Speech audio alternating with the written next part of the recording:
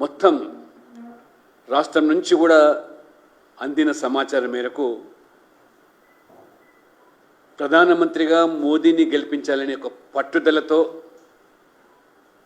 పల్లెల్లో కూడా పేద వర్గాలు ముసలి వాళ్ళు సైతం కూడా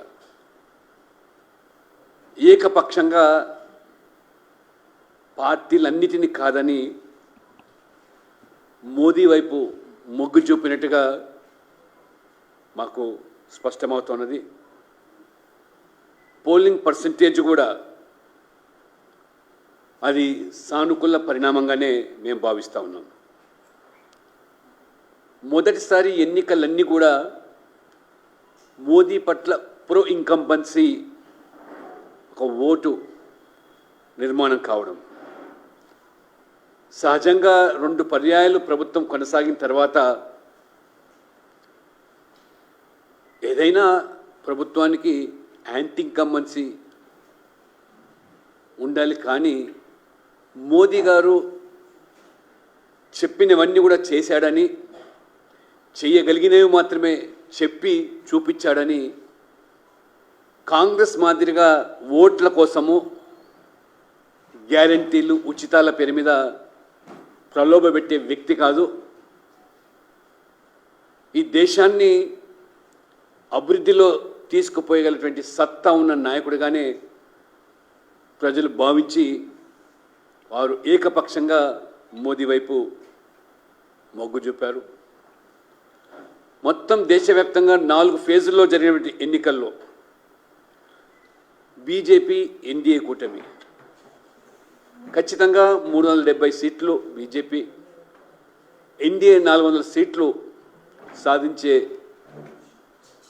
దిశగానే ఇది రూఢి అవుతూ ఉన్నది. ఈ పార్టీకే భారతీయ జనతా పార్టీకి మెజార్టీ ఈ 4 ఫేజుల్లో కూడా స్పష్టంగా సాధించామనేటువంటి సమాచారం అందుతుంది. కాంగ్రెస్ పార్టీకి ప్రతిపక్ష హోదా కూడా దక్కలేని పరిస్థితి మళ్ళీ నిర్మాణం కావడం, రాష్ట్రంలో కూడా రేవంత్ రెడ్డి గారు నీళ్ళ విడిచి సాము చేసిన ప్రజలు ఉచితాలను గ్యారెంటీలను నమ్మలేదు. రైతుల రుణమాఫీ డిసెంబర్ 9 అని చెప్పి ఆగస్టుకు వాయిదా వేసి అన్ని దేవుళ్ళ మీద ఒట్లు పెట్టిన ప్రజలు దాన్ని పరిగణలోకి తీసుకోలేదు. అలవిగాని హామీలు ఇస్తున్నాడని ఈ రాష్ట్రం పూర్తిగా మరి అప్పుల ఊబిలోకి నెట్టబడి ఉన్నటువంటి విషయాన్ని తెలుసుకొని కూడా మరి ఇచ్చిన హామీలు ఏ రకంగా అమలు చేస్తారనే దాని మీద ఎక్కడ కూడా స్పష్టత లేదు. ఈ 6 గ్యారెంటీలు అమలు కావాలంటే 2 లక్షల కోట్లు, అంటే అప్పుల మీద అప్పులు చేసి అప్పుల మీద వడ్డీ కట్టడానికే ఇవాళ కొత్తగా అప్పులు ఈ ప్రభుత్వం యోజన చేస్తుంది తప్పితే అప్పు తెస్తే కానీ జీతాలు ఇవ్వలేని దుస్థితి ఈ రాష్ట్రంలో. ఆనాడు కేసీఆర్ గారు అప్పు చేసి పప్పుకూడు చందంగా వ్యవహరిస్తే ఇప్పుడు రేవంత్ రెడ్డి గారు కూడా అదే బాటలో నడుస్తూ ప్రభుత్వం ఏర్పడిన 5 నెలల్లోనే 16,000 కోట్లు అప్పులు చేసి ఈ రాష్ట్రాన్ని అప్పుల కుప్పగా మార్చి కాంగ్రెస్ అసలు ఈ రాష్ట్రాన్ని ఏమి చేయదలుచుకున్నదో, కొత్తగా ఏర్పడిన రాష్ట్రము తెలంగాణ రాష్ట్రం ఏర్పడితే మరి గుజరాత్తో పోటీ పడేటువంటి అవకాశాలు ఉన్నప్పటికీ కూడా వీళ్ళ యొక్క అనాలోచితమైనటువంటి చర్యల వల్ల కేవలం ఓట్ల కోసం ఈ తెలంగాణ రాష్ట్ర అభివృద్ధిని పన్నంగా పెట్టి రాష్ట్ర ఆర్థిక వ్యవస్థను బలోపేతం చేయకుండా దానికి కావాల్సినటువంటి నిర్ణయాలు ఏమీ తీసుకోకుండా ఖజానాపై భారం పడే విధంగా అప్పులు పెరిగేలా నిర్ణయాలు తీసుకుంటున్నారు. రాష్ట్రాన్ని కాంగ్రెస్ పార్టీ పెను సంక్షోభంలోకి ప్రమాదంలోకి నెట్టబోతూ ఉన్నది. పూర్తిగా అభివృద్ధిని పణంగా పెట్టేసి వీళ్ళ యొక్క నిర్వాహకం వల్ల ప్రాజెక్టులు కానీ సంక్షేమ కార్యక్రమాలు కానీ నిధులు కల్పించలేని దుస్థితి ఇవాళ స్పష్టంగా మనం చూస్తూ ఉన్నాం. విద్యుత్ కోత ఈ పాటికే ఈ 5 నెలల పాలనలోనే ప్రజలు చవి చూస్తూ ఉన్నారు. మరోవైపు నీటి కొరత, అదే రకంగా సాగునీటి రంగాలపై ఒక స్పష్టత లేకపోవడం, సాగునీటి ప్రాజెక్టుల విషయంలో కూడా అవినీతి గురించి మాట్లాడిన కాళేశ్వరం మీద ఇంతవరకు మరి ఎటువంటి చర్యలపైన ముందడుగు వేయకపోవడం, ధరణి మీద చేసినటువంటి మీ యొక్క మరి ఆరోపణలు, ఆ ధరణి సమస్యలు పరిష్కారం చేసేదానికి కూడా ఒక్క అడుగు కూడా ఆ దిశలో ముందుకు వేయకపోగా, పైపెచ్చు ఆ ధరణిలో పాల్పడ్డ అవినీతి పరులను కాంగ్రెస్లో చేర్చుకొని పునీతులుగా మార్చేస్తూ ఆ యొక్క ధరణిని కూడా అటకెక్కించే పరిస్థితి.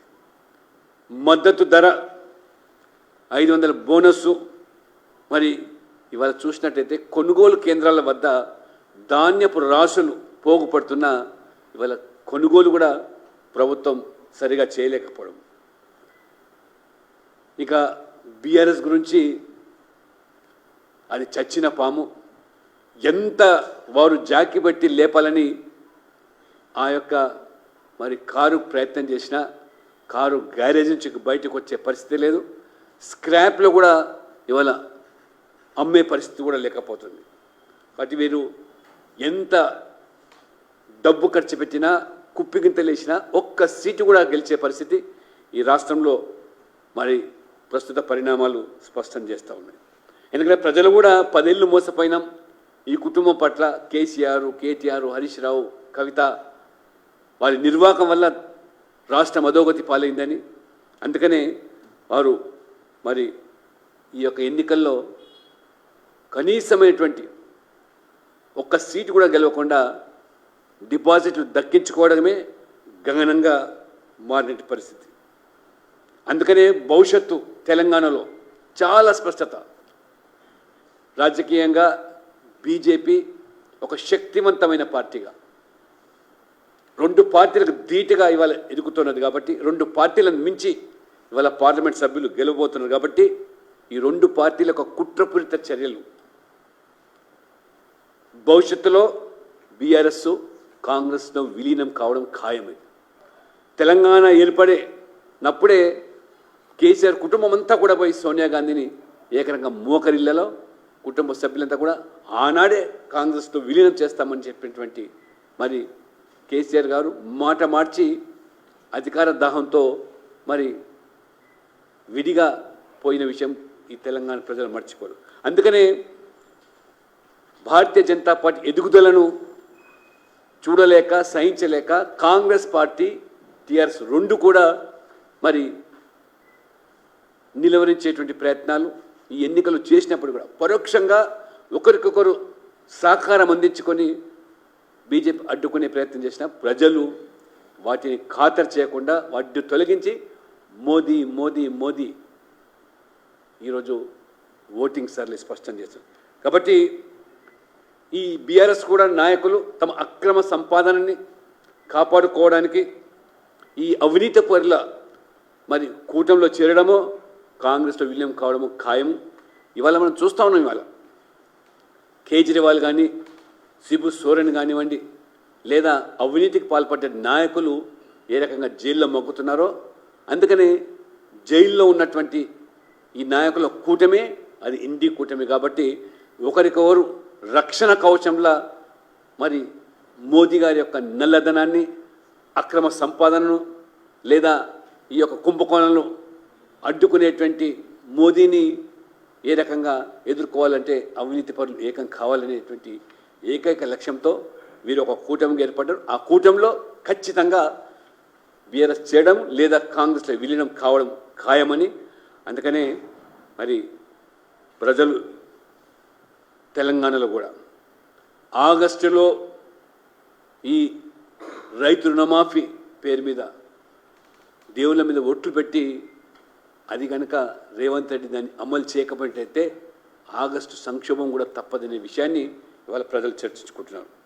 కాబట్టి ఎన్ని రకాలైనటువంటి వీరు విన్యాసాలు చేసి ప్రజలు తప్పుదో పట్టించడానికి మోదీ యొక్క మరి ఈ యొక్క ప్రపంచను ఎదుర్కోవడానికి సమాజాన్ని నిత్యనంగా చీల్చేటువంటి కుట్రలు, రిజర్వేషన్లు, రాజ్యాంగం అని పదే రాహుల్ గాంధీ నుంచి మొదలుకొని రేవంత్ రెడ్డి వరకు చివరికి ఫేక్ వీడియో తయారు చేసి మరి ఈ యొక్క ఫేక్ సీఎంగా పేరుగాంచిన రేవంత్ రెడ్డి చేసినటువంటి దాంట్లో కూడా ప్రజలు కించిత్తు కూడా ఈ వర్గాల్లో మరి విశ్వసించలేదు. మోదీ వల్లనే పేదలకు న్యాయం జరుగుతుంది, ఎస్సీ ఎస్టీ బీసీలకు కూడా సామాజిక న్యాయం అనుగుతుందని చెప్పి విశ్వసించి తెలంగాణ వ్యాప్తంగా మరి ఏమాత్రం కూడా ప్రజల్లో మరి పల్లెల్లో కానీ పట్టణాల్లో కానీ ఎస్సీ ఎస్టీ బీసీ అగ్రవర్ణాల్లో లేదా అన్ని వర్గాలు కూడా ఇవాళ మోడీ గారి పట్ల వెన్నుదన్నుగా నిలిచినట్టుగా నిన్న మరి మనకు ఎన్నికలు స్పష్టం చేస్తున్నాయి.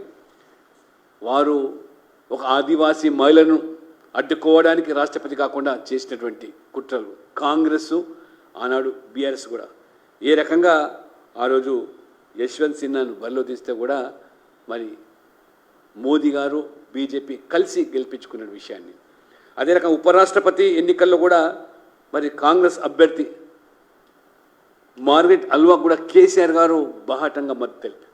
ఒక కిసాన్, ఒక రైతు నాయకుడిని, ఓబీసీ సామాజిక వర్గానికి సంబంధించినటువంటి మరి ఆ వ్యక్తిని భారతీయ జనతా పార్టీ బరిలో తీస్తే ఆ రకంగా అడ్డుకున్న విషయాన్ని కూడా ప్రజలు మర్చిపోలేకపోతున్నారు. ఆ రకంగా కాంగ్రెస్ యొక్క చరిత్ర కూడా ఏ రకంగా ఎస్సీల పట్ల, ఎస్టీల పట్ల, బీసీల పట్ల చేసిన అన్యాయం, వారు అడుగడుగున రిజర్వేషన్ అడుగుకున్న వైనాన్ని, అంబేద్కర్ గారిని కూడా అవమానపరిచే చరిత్రను ఈనాటి తరాన్ని కూడా తెలవడం వల్లనే వారు కాంగ్రెస్ను నమ్మలేని పరిస్థితి. అందుకని ఈ రాష్ట్రంలో కూడా కాంగ్రెస్, బీఆర్ఎస్, మజ్లిస్ పార్టీలు ఏ రకంగా మతతత్వ రాజకీయాలు చేస్తున్నాయో ఆ రకంగా మతతత్వ రాజకీయాల్లో భాగంగానే మతపరమైన రిజర్వేషన్లు కూడా ఈ రెండు పార్టీలు కాంగ్రెస్, బీఆర్ఎస్ బాహాటంగా మజ్లిస్కి వంత పాడుతూ ఈ యొక్క మతపరమైన రిజర్వేషన్లకు వారు చేతునిచ్చిన విషయాన్ని కూడా గమనించే భారతీయ జనతా పార్టీ చాలా స్పష్టంగా మరి సామాజిక న్యాయంలో భాగంగా బీసీలకు, ఎస్సీలకు, ఎస్టీలకు కాకుండా అగ్రవర్ణాల్లో పేదలకు కూడా రిజర్వేషన్ ఇచ్చిన పార్టీ అని చెప్పి నమ్మి ఈరోజు ప్రజలు మరి ఆ రకంగా మరి మోదీకి, బీజేపీకి మరి పూర్తి మద్దతు ప్రకటించారు. మరి ఈరోజు తెలంగాణ రాష్ట్ర ఎన్నికల మేనేజ్మెంట్ కమిటీ నిర్వాహక మరి బాధ్యులుగా నేను కన్వీనర్గా ఈ యొక్క లోక్సభ ఎన్నికల్లో సహకరించినటువంటి రాష్ట్ర వ్యాప్తంగా కార్యకర్తలకు, నాయకులకు, అదే రకంగా ముఖ్యంగా మీడియా మిత్రులకు, అదే రకంగా ప్రజలు కూడా ఏ రకంగా మరి భారతీయ జనతా పార్టీని, మోదీ గారిని ప్రధానమంత్రిగా చూడడానికి మరి సహకరించిన వాళ్ళందరూ కూడా హృదయపూర్వకమైనటువంటి ధన్యవాదాలు. వారందరూ కూడా పార్టీ ఖచ్చితంగా మరి ఎన్నికల్లో ప్రస్తావించినటువంటి మరి ఆ యొక్క హామీలకు అనుగుణంగానే భవిష్యత్తులో తెలంగాణను మరి నిర్మాణం చేస్తామని చెప్పి కూడా మరొకసారి మీడియా మిత్రులు కూడా ప్రత్యేకంగా ఎలక్షన్ మేనేజ్మెంట్ కన్వీనర్గా మీ అందరికీ ధన్యవాదాలు తెలుపుతా ఉన్నాను.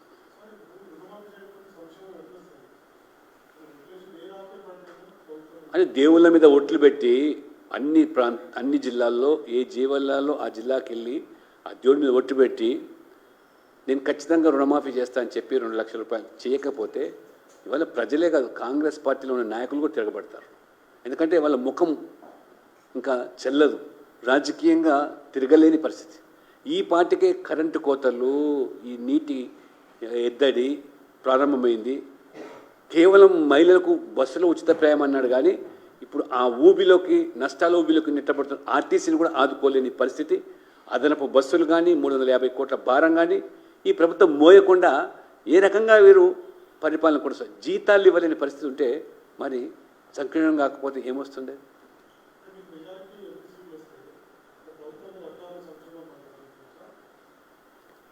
నేను మొదటి నుంచి కూడా స్పష్టం చెప్తున్నాను, భారతీయ జనతా పార్టీ మెజార్టీ సీట్లు సాధించినప్పటికీ కూడా ఈ రేవంత్ రెడ్డి గారు అతి ఉత్సాహంతో ఏదైతే ప్రజలకు ఈ గ్యారంటీల పేరు మీద ఉచితాల పేరు మీద భ్రమలు కల్పించారో, భ్రమలు కల్పించినప్పుడు అమలు చేయకపోతే ప్రజల్లో తిరుగుబాటే కాదు, వాళ్ళ పార్టీలో కూడా ఖచ్చితంగా వారు తిరగబడే పరిస్థితి వస్తుంది.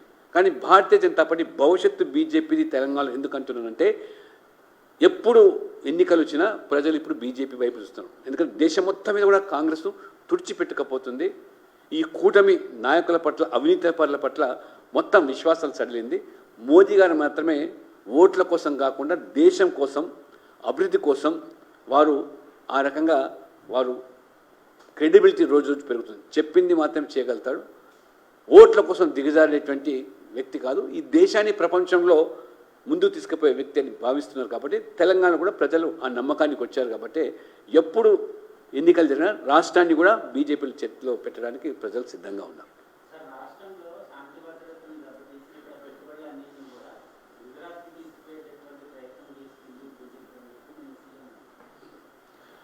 సీఎం ఇవాళ గతంలో ఉన్న సీఎం ఏమో మొత్తం ఈ రాష్ట్రాన్ని అప్పుల ఊపులోకి నెట్టేసి మొత్తం ఒక చిప్ప చేతికి ఇచ్చిపోయినాడు.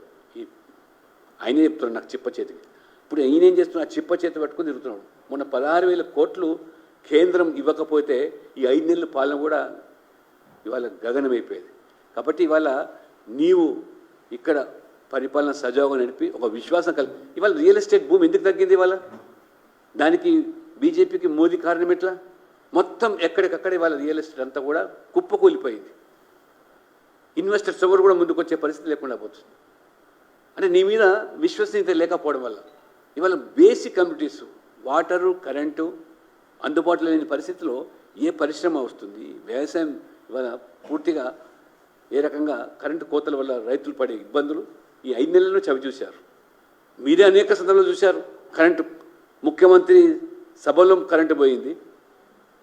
ఎన్ని రకాలుగా 5 నెలలు కాపాడాలని ప్రయత్నం చేసినా వారు ఏం చేయలేకపోయినారు. ఇంకా అసలు సినిమా వాళ్ళ కరెంటు కోతలు లేదా ఈ నీటి ఎద్దడి, వీళ్ళ నీటి మాటలు అవన్నీ కూడా తేలిపోబోతుంది. కాబట్టి వారి వైఫల్యాలను ఎదుటి వాళ్ళ మీద నెట్టే ప్రయత్నం చేయొచ్చు.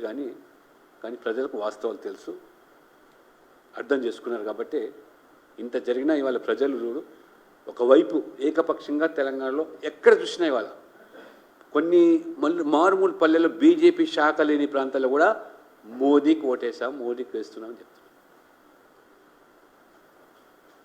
Thank you. మీ అందరు కూడా మరొకసారి special thanks for all the media persons.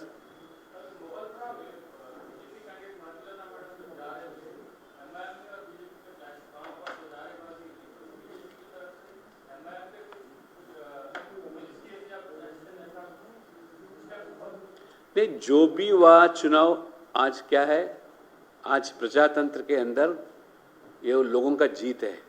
कितने भी प्रयास किया गया, ये हिंदुस्तान के अंदर प्रजातंत्र खतरे में है, ये संविधान खतरे में है.